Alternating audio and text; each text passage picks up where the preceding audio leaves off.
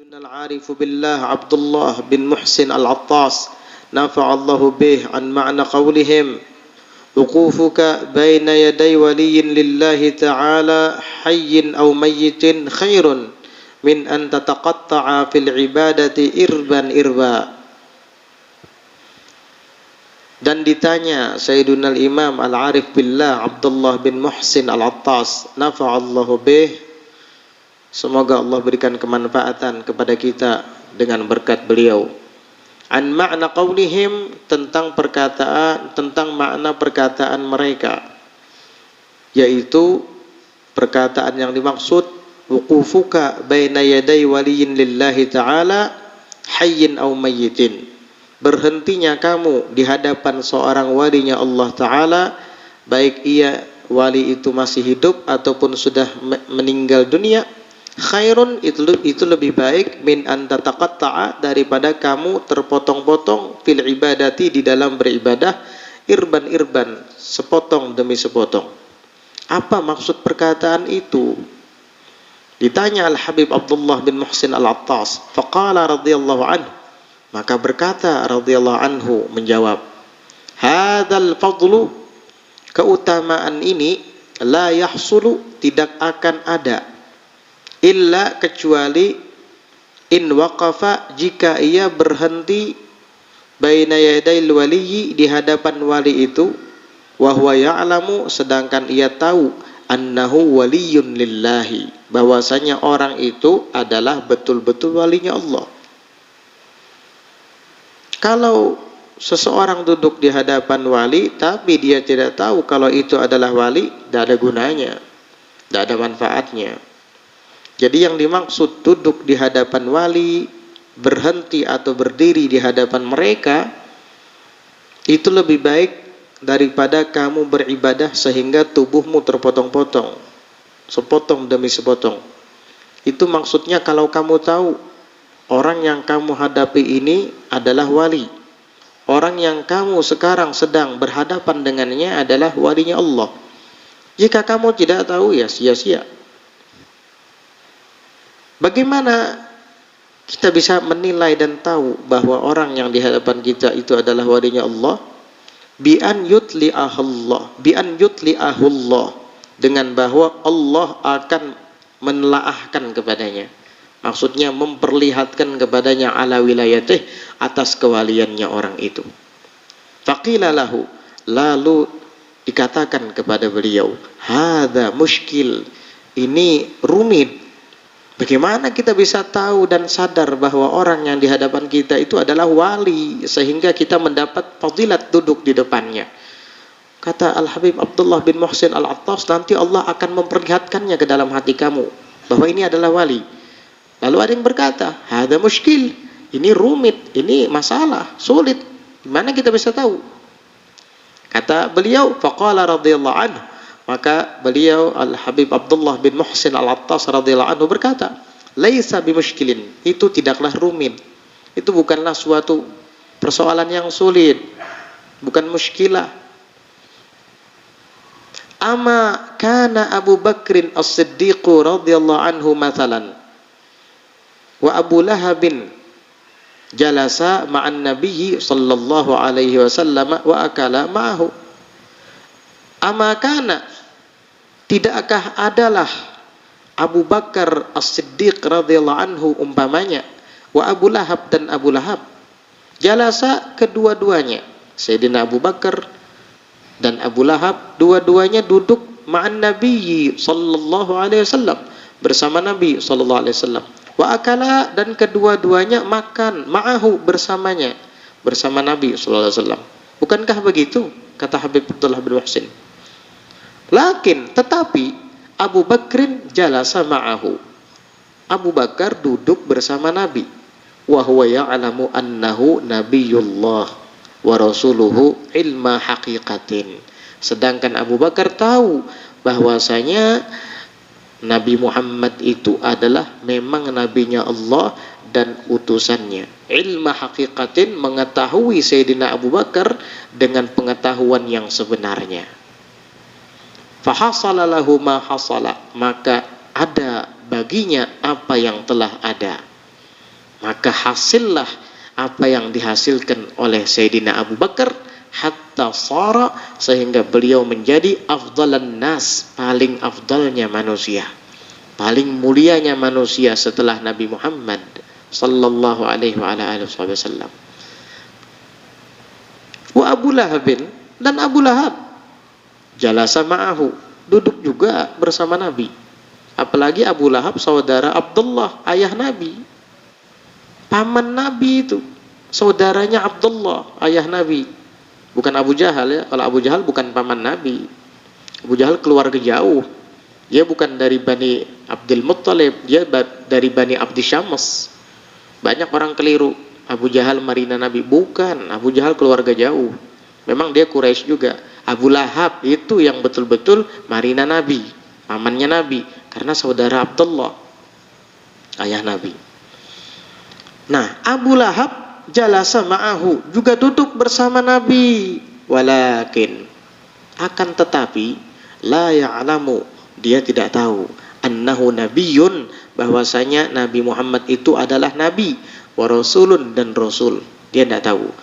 Bal, tetapi Abu Lahab ini ya'lamu, hanya tahu, annahu yatimu Abi Thalibin, anak yatim yang dipungut oleh Abu Thalib. Warajulun min Quraisyin, dan dia hanya tahu Nabi Muhammad itu adalah seorang lelaki dari suku Quraisy. Wa ibnu abihi wa ummih, dan ia hanya tahu Nabi Muhammad itu adalah anak dari ayahnya dan ibunya. Maksudnya anak Abdullah dan ibunya Aminah, itu saja. Muhammad itu anak Abdullah, ibunya Aminah, anak yatim yang dipungut oleh Abu Thalib dan dibesarkan hingga dewasa. Dia berasal dari suku Quraisy. Tidak tahu kalau Nabi ini bukan sebatas manusia biasa, tetapi beliau juga adalah utusan Allah, nabinya Allah. Abu Lahab tidak tahu itu. Akhirnya apa? Falam yahsul lahu syai'un mimma hasala li Abi Bakrin, maka tidak ada hasil baginya Abu Lahab sesuatu mimma hasala, dari apa yang hasil, yaitu ada li Abi Bakrin, kepada Abu Bakar, bagi Abu Bakar. Akhirnya Abu Lahab tidak mendapatkan sesuatu yang berharga yang didapat oleh Sayyidina Abu Bakar As-Siddiq radhiyallahu anhu wa ardhah. Jadi begitu. Duduk di depan wali, tetapi kita tidak tahu orang itu wali, sama aja bohong. Kita tidak yakin orang itu wali, sama aja bohong. Sama seperti Abu Lahab juga duduk di hadapan Nabi, tapi dia tidak meyakini ini adalah Nabi dan Rasul. Enggak dapat apa-apa. Sayyidina Abu Bakar duduk juga di hadapan Nabi, tapi Sayyidina Abu Bakar tahu, yakin bahwa ini adalah nabinya Allah dan utusan Allah Subhanahu wa taala. Akhirnya Sayyidina Abu Bakar mendapatkan apa yang beliau dapat, menjadi sebaik-baik manusia setelah Rasulullah sallallahu alaihi wasallam. Abu Lahab nggak dapat apa-apa, walaupun duduk bersama Nabi dan juga makan bersama Nabi, karena dia memandang Nabi Muhammad tidak seperti Sayyidina Abu Bakar memandang Nabi Muhammad sallallahu alaihi wasallam. Wa idza kana an-nabiyyu sallallahu alaihi wasallam, dan apabila Nabi sallallahu alaihi wasallam, la tahsulu bimujalasatihi hadhil maziyatu, tidak akan ada dengan duduk bersamanya keistimewaan ini, illa bil ilmi, kecuali dengan mengetahuinya. Artinya ini betul-betul Nabi, baru kamu dapat keutamaan itu. Fa kaifa bi ghairihi, maka bagaimana lagi dengan selain Nabi, apalagi hanya wali saja. Nabi saja duduk bersamanya, tapi kita melihat beliau hanya seorang manusia biasa, nggak dapat apa-apa. Apalagi kalau hanya duduk dengan wali dan menganggapnya ini manusia biasa, kita juga nggak dapat apa-apa. Tetapi kalau kita duduk di hadapan wali dan tahu ini adalah wali, yakin kita akan mendapatkan madad dari beliau. Sebagaimana Sayyidina Abu Bakar As-Siddiq mendapatkan maziyah, karena beliau duduk di hadapan Nabi dan yakin ini adalah Nabi, adalah Rasul, utusan Allah Subhanahu wa taala. Wa amma mutlaqul wuqufi, dan adapun secara mutlak berhenti baina yaday waliyin, di hadapan wali, fala yakhlu min faidatin, maka tentunya tidak akan kosong daripada faidah. Ya, kalau kita berbicara tentang faidah, manfaat, ada sih ada, nggak akan kosong kata beliau dari manfaat. Tetapi beda dengan orang yang duduk di hadapan wali dan tahu, yakin bahwa ini adalah wali. Yang tidak tahu tadi, duduk tapi tidak tahu ini adalah wali, hanya sekedar iseng-iseng saja, ngobrol-ngobrol saja, dia nggak dapat apa-apa. Ya, walaupun tetap adalah faidahnya. Abu Lahab, walaupun dia tidak tahu, tidak meyakini bahwa Nabi Muhammad itu adalah nabinya Allah dan utusannya Allah, tetapi ia pernah duduk bersama Nabi, pernah bergembira ketika Nabi lahir, tetap dia mendapatkan manfaat, dapat faidah, bahwasanya setiap hari Senin Allah meringankan azabnya di kubur. Ya, berarti faedahnya ada saja, tapi tidak mendapat seperti yang didapat oleh Sayyidina Abu Bakar As-Siddiq radhiyallahu anhu warḍah, karena pandangan Abu Bakar As-Siddiq kepada Nabi tidak seperti pandangan Abu Lahab kepada Nabi.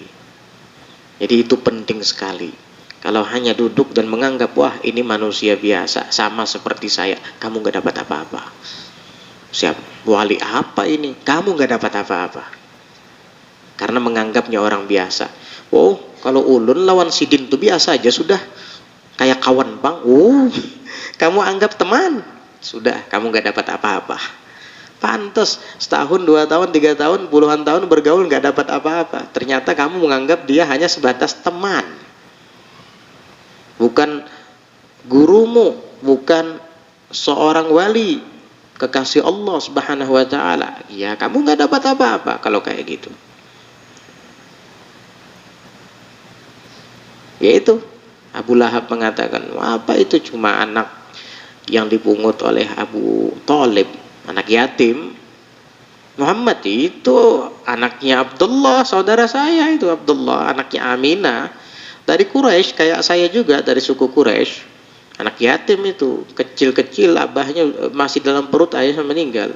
Masih kecil ditinggal wafat ibunya, diambil oleh ayah saya dulu, Abdul Muttalib, kakeknya dia. Begitu meninggal Abdul Muttalib, dipungut lagi sama tuh saudara saya Abu Thalib tuh. Ya besar-besar ya Muhammad ini. Gitu aja dia. Enggak mengatakan ini nabi dan rasul, ya sudah. Ya walaupun faidahnya tetap ada. Buktinya Abu Lahab setiap hari Senin ringankan adabnya. Berkat siapa? Berkat Nabi Muhammad sallallahu alaihi wasallam. Jadi wa amma mutlaqul wuqufi baina yaday waliyin, dan adapun secara mutlak berdiri di hadapan wali, artinya tahu atau tidak tahu ini adalah wali, fala yakhlu min faidatin, ya sebenarnya tidak akan kosong dari manfaat, tetap saja dapat manfaat. Seperti cerita kemarin, seorang yang diadab dalam kuburnya dan menangis menjerit kesakitan sampai terdengar oleh yang ada di dunia, sehingga datang Sayyidina Abdul Qadir Jilani dan memberikan doa untuknya, karena orang ini memiliki hubungan melalui debu yang dilihatnya. Padahal tidak pernah melihat Syekh Abdul Qadir Jilani, tidak pernah duduk bersamanya, makan bersamanya, atau hadir di majelisnya. Hanya saja Syekh Abdul Qadir Jilani lewat dengan rombongan berkudanya, sehingga debu-debu mengumpul di suatu kampung. Maka setelah Syekh Abdul Qadir Jilani melintasi kampung itu, baru lelaki ini keluar dari rumah melihat orang ramai. Dan dia tidak sempat melihat Syekh Abdul Qadir Jilani, hanya melihat debu-debunya saja, sisa-sisa ketika beliau lewat. Ternyata ada faidahnya itu. Akhirnya dia didoakan oleh Syekh Abdul Qadir Jilani agar diangkat adab dari kuburnya, sehingga dari sejak itu tidak terdengar lagi suara jeritan, keluhan dan tangisan dari dalam kubur. Itu faidahnya. Khususan idza kana ma'a i'tiqad, khusus lagi, terlebih-lebih lagi jika bersamaan dengan i'tiqad, keyakinan hatinya. Wal madadu fil mashhad, dan madad, bantuan dari wali kepada kamu akan sampai itu fil mashhad, tergantung pada pandangan kamu terhadapnya. Wa biqadril musyahadati takunul qabiliyatu, dan dengan kadar banyaknya musyahadat, penyaksian kita, pandangan kita kepadanya, takunul qabiliyatu, maka akan ada juga penerimaan hati kita nanti dari mereka kepada kita. Al-madad ala hasabil mashhad. Jadi begitu, madad, sir, rahasia dari wali akan sampai ke kita tergantung dengan pandangan kita kepada mereka.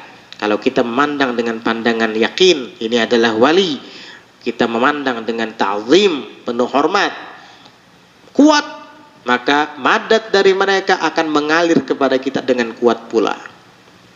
Jadi tergantung. Fabi qadril musyahadati, maka dengan kadar ukuran musyahadatnya kamu, pandangan kamu kepadanya, takunul qabiliyatu, maka akan ada pula qabiliyat, penerimaan di dalam hati kamu. Jadi itu tergantung musyahadatnya kita. Intaha min majmu'i kalamih, selesai daripada kumpulan perkataan beliau. Jam'i tilmidhihi, yang dihimpun oleh muridnya, Syekh Abdurrahman Baraja. Jadi Syekh Abdurrahman Baraja itu adalah murid Al-Habib Abdullah bin Muhsin Al-Attas, dan beliau yang menghimpun mutiara-mutiara perkataan Al-Habib Abdullah bin Muhsin Al-Attas. Rupanya Syekh Abdurrahman Baraja setiap kali duduk bersama beliau bawa pulpen dan buku.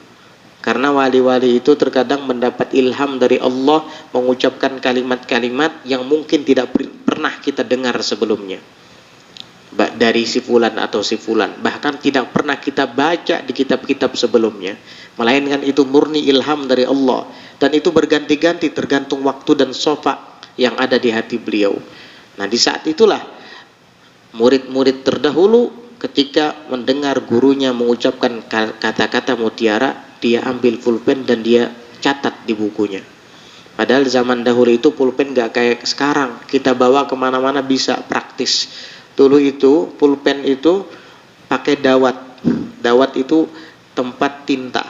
Jadi kalau mau bawa buku dan pulpen, kertas-kertasnya kadang dari kulit, itu dibawa dan bawa dawat begini, capek bawanya. Jadi kalau dengar gurunya bicara, diambil, dibuka dulu dawatnya.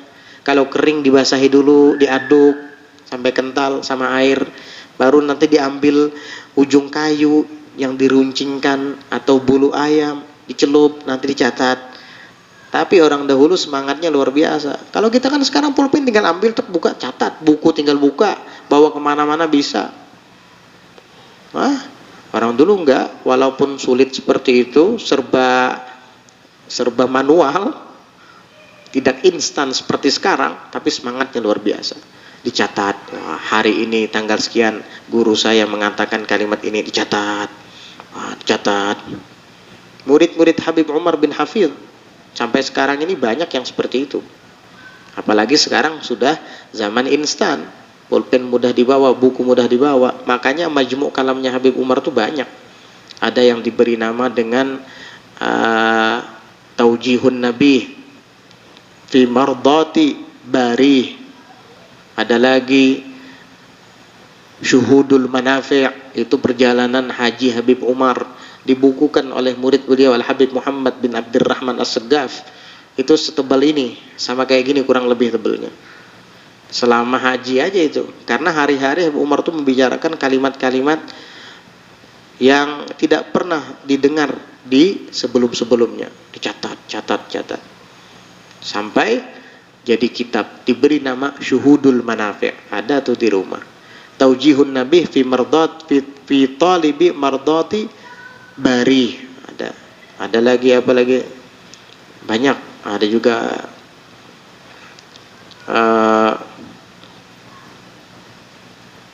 apa tuh namanya?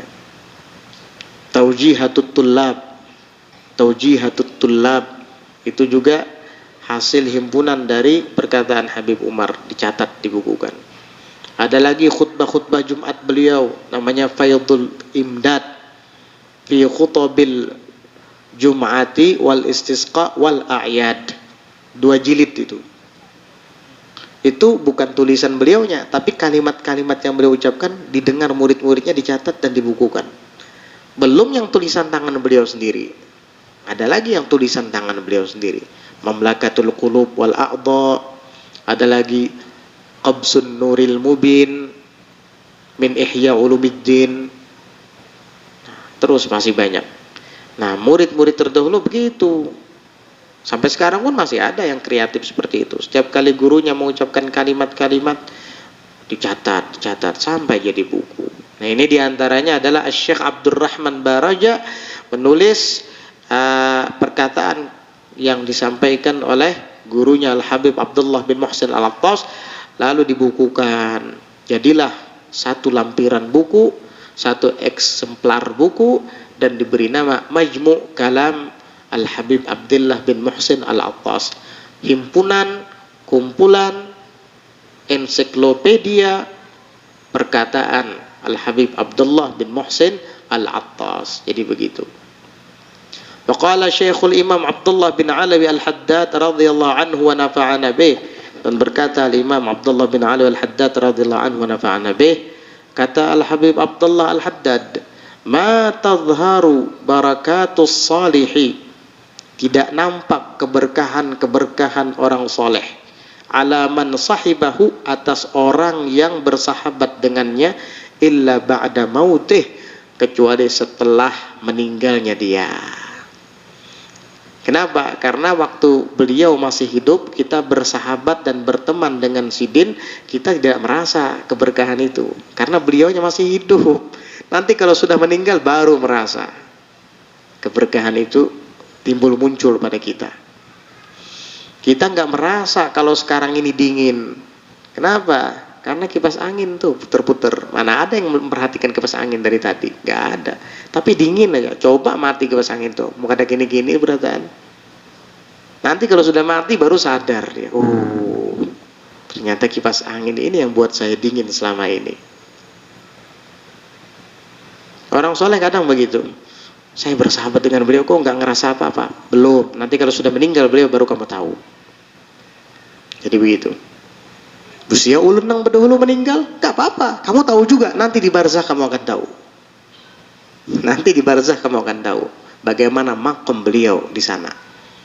Dulu Al-Imam Al-Faqih Al-Muqaddam Muhammad bin Ali Ba'alawi, beliau bersama gurunya Asy-Syaikh Ba Marwan. Guru beliau itu Syekh Ba Marwan ahli fikih. Beliau sangat salut dengan kecerdasan Al-Imam Muhammad Al-Faqihil Muqaddam. Alim, pintar, cerdas. Makanya diberi julukan Al-Faqih. Karena Al-Imam Muhammad Al-Faqihil Muqaddam ini memang ahli fikih. Pintar.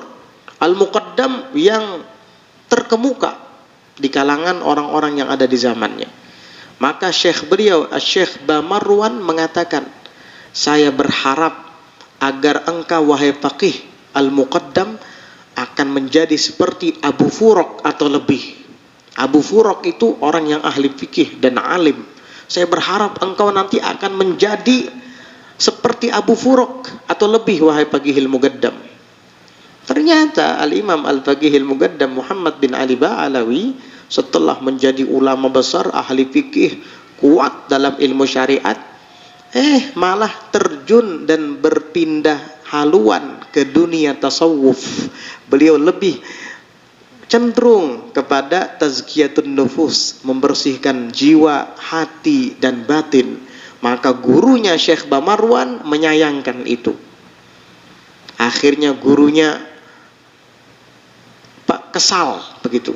Gimana kamu ini, kami sudah berharap engkau yang akan menjadi ulama hebat di zaman ini, menguasai ilmu syariat semuanya. Faqihil Muqaddam cuma senyum aja begini. Sudah. Akhirnya apa? Syekh Ba Marwan patah harapan, putus asa dah. Gak ada lagi saya punya murid kayak Faqihil Muqaddam ini, gak ada. Siapa lagi yang saya harapkan? Dah. Faqihil Muqaddam ngikut tarikat datuk-datuknya, Bani Alawi, tarikah Ba Alawi, udah. Bagaimana datuk-datuknya begitu. Datuknya Syekh Ali Khalid Qasam kalau tasyahud akhir ketika mengucap assalamu alayka ayyuhan nabiyyu warahmatullahi wabarakatuh, Nabi jawab salamnya, ya sudah saya ikut itu aja. Datuknya Sayyidina Muhammadil Bagir, punya anak Ja'far As-Shadiq, gurunya Abu Hanifah itu.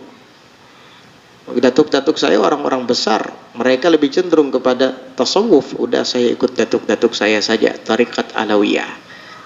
Akhirnya Syekh Bamarwan, beliau putus harapan, nggak ada lagi sudah kayak pagi. Nggak lama kemudian pas Faqihul Muqaddam tidak ada di tempat, Syekh Bamarwan meninggal dunia. Setelah Syekh Bamarwan meninggal dunia, karena Faqihul Muqaddam tidak hadir, maka Faqihul Muqaddam pun menyayangkan. Akhirnya beliau kembali ke Tarim dan mengatakan, saya tidak akan pergi dari menara Masjid Jami' ini kecuali guru saya Bamarwan datang ke hadapan saya. Karena beliau ahli tasrif, ahli tasarruf, itu Bamarwan yang sudah dikubur, ruhaninya keluar dari kubur dan datang kepada Al-Faqihul Muqaddam menghadap. Karomah ini bukan hantu ya. Karomah datang. Akhirnya, nah sekarang saya baru tenang wahai Syekh Bamarwan. Kaifa tajidul barzakh? Bagaimana kamu dapati alam barzakh, alam kubur? Maka Syekh Bamarwan mengatakan kepada Al-Faqihul Muqaddam, innahum yatarajjaunaka kama yatarajja ahlu tarim al-kharif.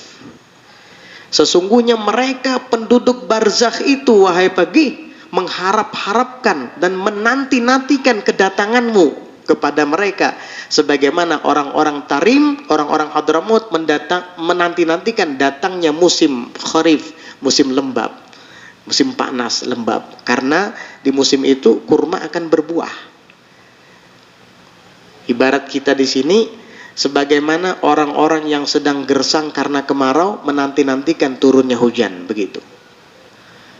Baru Faqihul Muqaddam tersenyum, gimana? Masihkah kamu harapkan untuk menjadi Abu Furuk? Maka Bamarwan baru sadar, ternyata Faqihul Muqaddam ini bukan hanya di dunia dikenal, sampai di alam barzakh dikenal. Mereka menanti-nantikan kedatangannya sebagaimana orang-orang Hadramut menantikan musim kharif. Subhanallah. Jadi begitu. Makanya Al-Imam Abdullah bin Ali Al-Haddad ditanya, bagaimana menurutmu antara Faqihul Muqaddam dengan Syekh Abdul Qadir Jilani? Kata beliau, dua-duanya sama-sama wali besar. Cuman Abdul Qadir Jilani lebih dikenal di dunia, kalau Faqihul Muqaddam lebih dikenal di alam barzakh. Jadi begitu. Al-Faqihul Muqaddam cuma yang baca Ratibul Attas saja yang tahu. Ruh Al-Faqihul Muqaddam Muhammad bin Ali Ba'alawi itu pun tahu nama aja. Cuma yang baca Ratibul Haddad aja tahu, itu pun tahu nama aja. Karena memang hal beliau mastur di dunia. Nanti di barzakh baru semua tahu. Apabila ya mati ya dulu kena. Sudah mati hanya tahu. Jadi begitu. Nah, jadi jangan khawatir kalau kita bergaul dengan orang soleh, dengan wali, ketika beliau masih hidup kita memang belum merasa keberkahan itu, merasa ada tapi nggak kerasa. Nanti kalau sudah meninggal beliau baru kita merasa. Tapi bisa ulun nunggu dulu meninggal. Hatta ente dulu meninggal, ente merasanya di barzakh nanti. Apalagi beliau akan doakan ente nanti di dunia ini. Dan semua ahbabi, para pecinta-pecintaku, berarti kamu termasuk dalam doa itu. Jadi begitu. Wal waliyu, dan wali itu kata Imam Abdullah Al-Haddad, yakunu atina'uhu biqarabatih, adalah menjadi perhatiannya dengan kerabatnya, walla'idhina bihi, dan orang-orang yang berlindung dengannya, ba'da mautihi, setelah dia meninggal, aktsara, lebih banyak, min i'tina'ihi bihim, daripada perhatiannya dengan mereka, fi hayatihi, pada waktu dia masih hidup. Wali ketika masih hidup perhatian dengan kita, ya. Tapi kalau sudah meninggal dunia, jauh lebih perhatian lagi. Jangan khawatir. Apalagi kamu sering tawasuli dia akan terus mengingat kamu. Di dunia saja dia ingat sama kamu. Di dunia saja kadang mengenang kamu. Manakah si Anoni lawas kada kelihatan? Itu di akhirat, di kubur, di barzakh juga akan mengenang kamu. Jangan khawatir. Bahkan perhatian mereka kepada kamu setelah beliau meninggal lebih besar lagi daripada ketika masih hidup. Kenapa? Alasannya, Kata Al-Habib Abdullah Al-Haddad, li'annahu fi hayatihi masyghulun bitaklif. Karena sesungguhnya wali itu di dalam hidupnya di dunia ini masyghulun, sibuk, bitaklif, dengan taklif-taklif. Itu dengan kewajiban-kewajiban agama. Kadang kita ingin bertemu dengan beliau, beliau sedang sibuk dengan wiridan. Beliau sibuk dengan baca Quran. Ini taklif-taklif semua ini. Kadang beliau pas lagi sedang sholat, kadang beliau pas lagi sedang murojaah. Sibuk, bercabang kesibukannya. Bukan hanya sekedar memperhatikan murid-muridnya saja, tapi juga memperhatikan hal-hal lain, kewajiban-kewajiban lain yang harus ditunaikan. Nah, sehingga kesibukannya bercampur. Wa ba'da mautihi, itu di saat masih hidup.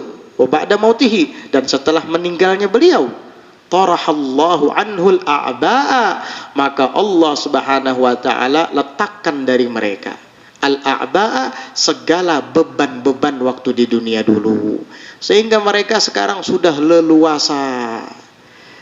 Mana yang kemarin ngetuk-ngetuk pintu rumah saya, yang minta doa sama saya? Oh, si fulan itu, saya doakan dari sini. Mana yang kemarin tidak sempat saya datangi karena saya sedang istirahat? Oh, jangan khawatir, kamu pengen hajat ini, saya doakan di sini. Apalagi di barzakh itu lebih dekat alamnya dengan akhirat daripada dunia ini. Jadi begitu mereka para aulia, taklif-taklifnya sudah Allah singkirkan dari mereka kalau mereka sudah ada di barzakh nanti, sehingga mereka lebih leluasa di sana, tidak terbagi dan bercabang kemana-mana. Beda ketika masih di dunia, beliau masih sibuk dengan sholat, sibuk dengan zikir, sibuk dengan murojaah, sibuk dengan qiraatul Quran. Belum lagi sibuk dengan bekerja untuk nafkah anak istrinya. Tapi kalau sudah di barzakh, bebas. Perhatiannya kepada murid-muridnya akan terus bersambung dan lebih kuat. Asalkan si murid juga tetap menjalin hubungan dengan gurunya yang sudah meninggal tadi. Melalui apa? Menghadiahkan Al-Fatihah, menghadiahkan Yasin dan sejenisnya, mendoakan. Nah, ini adalah penghubung antara kita dengan orang-orang yang sudah mendahului kita, terutama guru kita.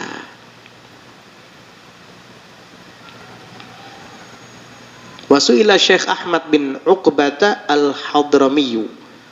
Ditanya Syekh Ahmad bin Uqbah Al-Hadrami, hal imdadul hayyi aqwa amil mayyit?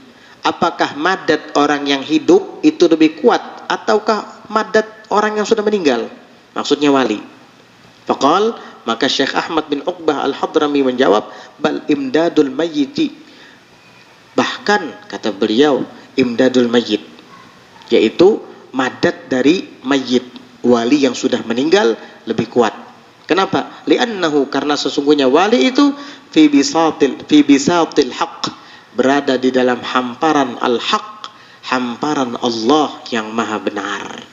Artinya mereka berada di dalam keleluasaan daripada Allah, keleluasaan daripada Allah, sehingga mereka lebih leluasa daripada di dunia ini. Walamma hadarati Syaikha Aliyan al-Muttaqiyya al-wafatu, ketika tiba kepada Syekh Ali Al-Muttaqi waktu wafatnya, sakaratul mautnya, ajalnya, hazina tilmidhuhu Syekh Abdul Wahhab, maka muridnya Syekh Abdul Wahhab sedih karena gurunya sedang sakaratul maut. Gurunya Syekh Ali Al-Muttaqi sedang tiba ajalnya. Sedih muridnya Syekh Abdul Wahhab. Kalau guruku meninggal, kemana lagi saya akan berguru? Beliau ini yang selama ini mendidik dan membimbing saya, dari yang tidak tahu menjadi tahu. Laula murabbi ma'araftu rabbi. Kalau bukan karena guru pembimbing, mana mungkin aku bisa mengenal Tuhanku? Jadi tidak ada seseorang bisa kenal dengan Allah tanpa guru. Enggak mungkin, mustahil, enggak mungkin. Jadi sedih muridnya Syekh Abdul Wahhab. Ketika muridnya sedang bersedih, itu Syekh Ali Al-Muttaqi tadi faqala lahu, berkata kepadanya, la tahzan, kamu enggak usah sedih. Walaupun saya sedang sekarat sekarang, kamu enggak usah sedih. Nahnu qaumun, kami ini adalah sekelompok kaum, numiddul muridin, bukan namuddu, numiddu itu. Numiddul muridin itu daripada imdad, bukan dari maddan. Makanya numiddu. Numiddu, kami ini adalah sekelompok kaum numiddul muridin, akan dapat membantu para murid-murid kami ba'dal wafah, setelah kami meninggal dunia. Kama numidduhum fil hayati wa akthar, sebagaimana kami bisa membantu mereka di masa hidup kami, wa akthar, bahkan lebih lagi. Intaha. Selesai dari perkataan Syekh Ali Al-Muttaqi. Nah, ternyata begitu. Jangan kira seorang syekh tidak akan memperhatikan muridnya lagi setelah dia meninggal dunia. Bahkan lebih dalam dan lebih kuat lagi perhatiannya kepada murid-muridnya setelah ia meninggal dunia. Dulu ada Al-Habib Abdullah bin Umar Asy-Syatiri. Al-Habib Abdullah bin Umar Asy-Syatiri itu muassis pertama Rubat Tarim. Beliau orang pertama yang membangun rubat di Tarim. Abahnya Habib Salim. Abahnya Habib Salim Syatiri. Abahnya Habib Hasan Asy-Syatiri. Jadi Habib Abdullah bin Umar Asy-Syatiri ini terkenal ilmunya, luar biasa. Beliau punya murid di daerah Syihir, namanya Al-Habib Abdullah bin Abdurrahman bin Syekh Abu Bakar. Namanya sama-sama Abdullah, cuman ini Abdullah bin Abdurrahman bin Syekh Abu Bakar. Kalau yang tadi gurunya Al-Habib Abdullah bin Umar Asy-Syatiri, abahnya Habib Salim. Suatu saat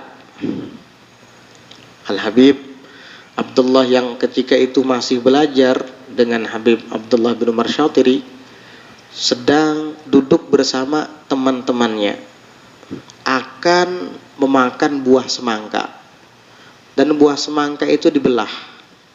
Ketika buah semangka itu dibelah, ternyata isinya pucat, tidak merah. Ya, ada putih-putihnya, ada merahnya juga, masih mentah ternyata. Kata mereka, wah ini pasti tawar rasanya. Kebetulan ada di antara sahabat beliau yang hadir baru datang dari daerah Dauan. Di Dauan itu terkenal madunya. Itu madu-madu Hadramaut yang biasa dijual-jual sampai ke Kindap sini, itu dari Dauan itu. Madu Dauan namanya. Dauan itu daerah yang terkenal dengan madunya yang berkualitas, diakui oleh seluruh dunia itu. Jadi kata yang datang dari Dauan, tenang saja, saya baru datang dari kampung saya banyak bawa madu. Nanti kita campur madu, kan jadi manis. Ketika lagi asyik sedang seperti itu, terdengar adzan asar. Karena adzan asar sudah dikumandangkan, itu semangka yang dibelah disimpan. Madunya juga disimpan, belum dimakan. Karena apa? Adzan asar. Murid-murid dahulu begitu, ditinggalkan makanan. Ini panggilan Allah, disuruh untuk sholat asar. Sudah, akhirnya mereka bergegas pergi untuk sholat asar yang diimami oleh gurunya Al-Habib Abdullah bin Umar Asy-Syatiri.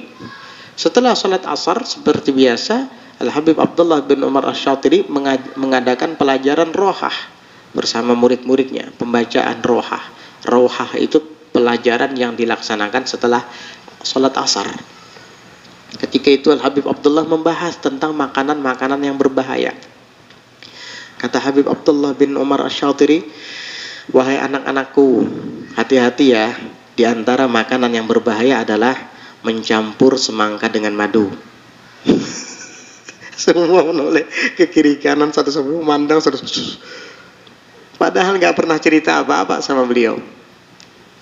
Inilah perhatian guru kepada murid, sampai ke makanan diperhatikan.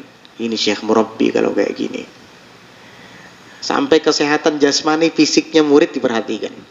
Hati-hati ya anak-anakku ya, jangan sampai mencampur semangka dengan madu, itu berbahaya.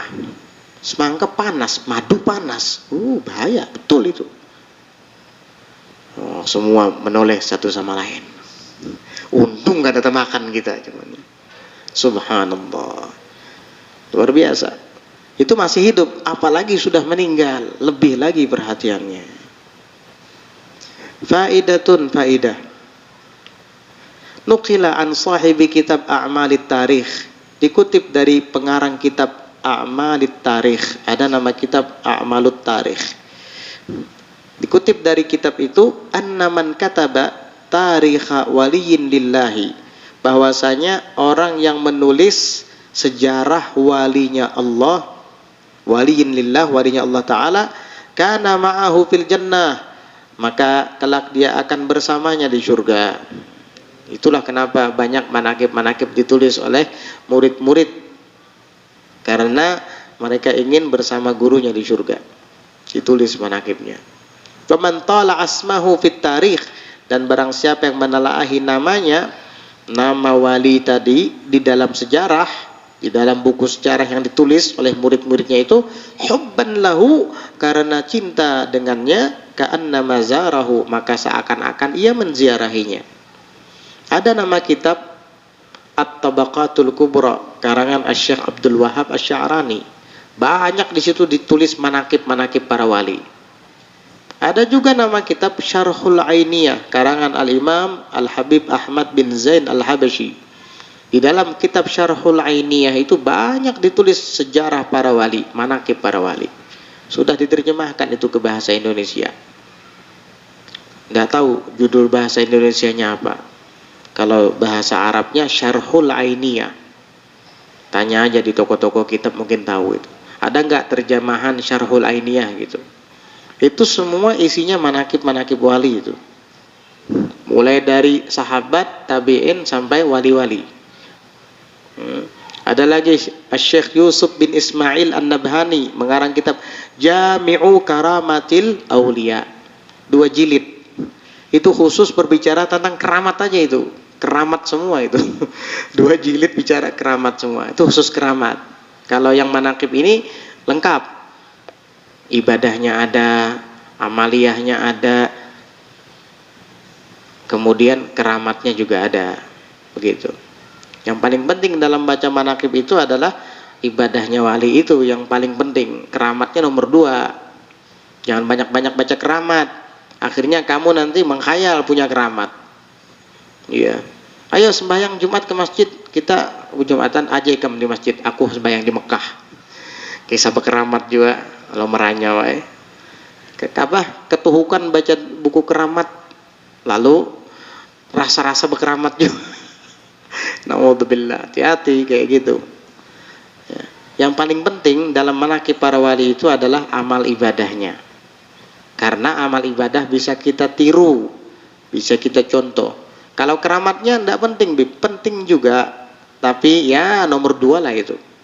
Karomah itu agar menambahkan rasa mahabbah kita kepada wali tadi. Tapi amal ibadahnya itu yang paling penting, karena karomah itu muncul berkat amal ibadah itu. Ini alasan pertama. Alasan yang kedua, amal ibadah sidin tadi bisa kita tiru. Beliau bangun malam, nah kita bisa bangun malam. Beliau sholat duha, nah kita bisa sholat duha. Beliau sholat berjamaah, nah kita bisa sholat berjamaah. Beliau zikirnya setiap hari la ilaha illallah sekian ribu, ya sekian puluh ribu, ya kita bisa niru walaupun hanya sekian ratus lah misalnya. Itu kan bisa ditiru. Tapi kalau keramat bisa ditiru nggak? Beliau pernah sholat di udara. Ayo coba ente sholat di udara, lompat dari atas atap jatuh. Beliau pernah membuat singa menjadi tunduk. Singa dijewer telinganya. Nanti gak usah jewer telinga singa, jewer telinga kucing aja, dicakar sama dia. Ya. Nah, jadi karomah itu nggak bisa ditiru. Tapi kalau ibadah mereka, amalan mereka bisa ditiru. Makanya banyak dalam baca manakib itu amalan sidin, ibadah sidin. Karena dengan demikian kita bisa meniru dan meneladani sidin. Jadi kalau kita membaca sejarah para wali tadi, karena cinta kepadanya, seakan-akan kita menziarahinya. Membaca sejarah Syekh Seman Al-Madani, manakib beliau. Syekh Seman dikuburkan di Madinah sana. Tapi karena kita membaca sejarah sidin, maka seakan-akan kita berziarah ke sidin. Berarti seakan-akan kita berziarah ke Madinah. Al-Faqihil Mugaddam Muhammad bin Ali Ba'alawi, beliau di Tarim sana, di Hadramaut. kita nggak pernah ke Hadramaut, tapi kita baca manaqib Sidin, maka seakan-akan kita ziarah langsung ke Hadramaut sana. Itulah keuntungannya. Wa man zara waliyan, dan barang siapa yang menziarahi seorang wali, ghufirat dunubuh, maka diampuni dosa-dosanya, malam yu'dhih, selama si penziarah ini tidak mengganggunya wali tadi. Maksud tidak mengganggu wali tadi apa? Kalau kita berziarah ke makam wali, jaga adab. Jangan bicara dunia di situ. Itu mengganggu wali tadi. Jangan berokok. Ziarah sambil ada ngeluarin sedikit lagi. Salamullah ya mulut bau rokok. Salamullah ya sadah minar rahmat yang syakum. Al-Fatihah sambil ngerokok ziarah ke makam wali. Tuh gosok dulu gigi kamu itu. Gak punya adab. Ya kamu gak dapat. Gak dapat ampunan tadi. Karena syaratnya supaya dapat ampunan dari Allah berkat ziarah kepada mereka adalah malam yu'dhih, selama tidak mengganggu wali itu. Kalau mengganggu dia dengan asap rokokmu, sampai makom Sidin di Kubah Sidin bau rokok gara-gara kamu ngisap rokok. Orang yang mentakmir Kubah uyuh-uyuh menyalakan dupa supaya harum, datang ente jadi bau rokok. Bau dupa berubah jadi bau rokok. Allahu Akbar. Au yu'dhi musliman fi tariqih, atau selama ia tidak mengganggu satu orang muslim di jalanan, di jalannya menuju ziarah tadi. Ini ziarah keliling, tapi selama ziarah ganggu orang di bis, ya apa-apakah dengan kalimatnya yang tidak enak didengar misalnya, atau dengan singgungan dan sindiran apalah, akhirnya hati orang sakit gara-gara kamu. Ya, kamu nggak dapat apa-apa nanti gara-gara mengganggu orang lain di dalam ziarah, di jalan menuju ziarah. Nah, jadi ini termasuk adab ziarah, jangan ganggu orang kalau kamu ingin ziarahnya diterima. Intaha, selesai kutipan dari perkataan yang disebut di dalam kitab A'malut Tarikh tadi. Ini diambil min muqaddimati kitabil Qirtas, dari muqaddimah pendahuluan kitab Al-Qirtas di Sayyidina Imam Ali bin Hasan Al-Attas nafa'allahu bih. Kitab Al-Qirtas itu karangan Sayyidina Imam Ali bin Hasan Al-Attas. Apa isinya? Yaitu syarhu Ratibil Attas, syarah Ratib Al-Attas. Jadi Al-Qirtas itu syarah Ratib Al-Attas. Ratib Al-Attas itu jumlah zikirnya kalau nggak salah sekitar 17. Satu persatu disyarahkan sama beliau. Itu yang menulis syarahnya adalah Al-Imam Al-Habib Ali bin Hasan Al-Attas. Ada tuh kitabnya di rumah tuh. Kitab Al-Qirtas Syarhu Ratib Al-Attas. Banyak sekali di situ manfaat-manfaat dan ilmu-ilmu yang disebutkan oleh beliau, faidah-faidah, fawaid-fawaid di situ. Masya Allah, kitab sangat bagus kitab itu. Al-Faslu Tsalits, pasal yang ketiga, fil hassi 'alal adabi ma'al ulama'i wal awliya'i wa ta'zimihim, pada menjelaskan anjuran alal adab, atas beradab, ma'al ulama, bersama para ulama, wal awliya, dan para wali, wa ta'zimihim, dan mengagungkan mereka, menghormati mereka. Wallahu a'lam bissawab. Insyaallah nanti kita lanjutkan malam Selasa depan. Adapun malam Selasanya lagi 2 minggu yang akan datang, itu tepat malam 12 Rabiul Awal, pas malam majlis kita.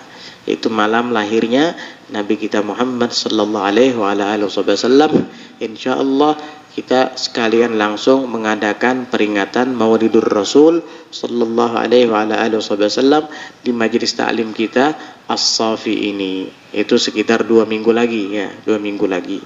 Pas itu tepatnya hidup 12 bulan Rabiul Awal. Hidup bulan insyaallah hari Jumat. Kira-kira hari Jumat itu hidup bulan Rabiul Awal dan lumus bulan Safar. Malam Selasa yang akan datangnya itu tepat 12 Rabiul Awal, kita memperingati Maulidur Rasul di majelis ta'lim kita As-Safi ini. Mudah-mudahan Allah Subhanahu wa taala hindarkan kita daripada udzur dan halangan sehingga kita bisa meramaikan acara tersebut karena cinta kepada Nabi sallallahu alaihi wasallam, agar kita kelak mendapat syafaat dari beliau dan selama hidup di dunia ini mendapat perhatian dari beliau sallallahu alaihi wa ala alihi wasallam ala hadhihi niyyah wa ala kulli niyyatin salihatin jami'atin syamilah li khairatid dunya wal akhirah wa ila hadratin nabiyyi Muhammadin sallallahu alaihi wa alihi wa sahbihi wasallam. Al-Fatihah.